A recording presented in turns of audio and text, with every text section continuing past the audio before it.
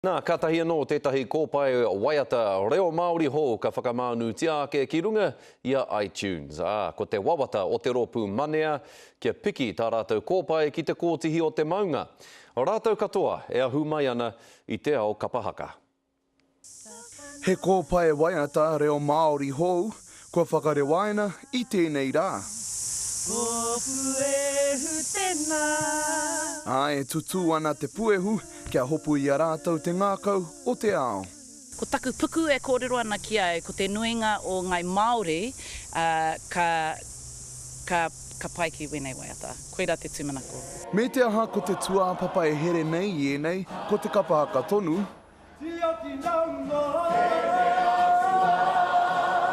No ngā rōpū o ngā tūmanako o Whangārā mai tawhiti. Kei reira, kei tērā ao, tētahi momo wairua waiata anō. Tētahi momo tū a te tangata Māori me tōna whakaputa i ona kare aroto mā te whakaare. Mai te ako, mai te whakaako ki te reo, ki te kapahaka. Mai mātou pipi paupau ana, taino kia mātou pakeke ana i nainei. E whakamānawa hia ana te ahurea Māori, te reo rangatira o tira te pā whakawairua a Hoani Waititi Marae. Iahi mai mātou i te kōhanga reo, tipu ake i te kura kaupapa, te wharekura, ko mātou tonu tēnei e noho ana i roto i te ao Māori, me tā mātou kai ngākau nui, ki tō tātou reo.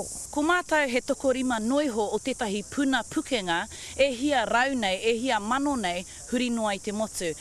Nā reira, ko tāku me tēnei kōpai he whakatauira i te āheinga o mātou ngā pukenga o te ao kapahaka ki te mahi tēnei momo mahi. Kei te ipurangi tonu ngā waiata e iri ana. Kei iTunes, amplifier mō ngā mea i runga i wetahi atu momo kaponga waiata i purangi nei. Ana, ko tīmata te puta atu wenei o ngā kōpai ki ngā toa, huri noa i te motu mai tēnei rangi nei. Nā reira, kei ngā toa huri noa i te motu hei te rā wiki pia. Kia kapoa ke a rātou kupu i konei, mā te aha i te whai i ngā hihi o te rā. Perewihongi, te karere.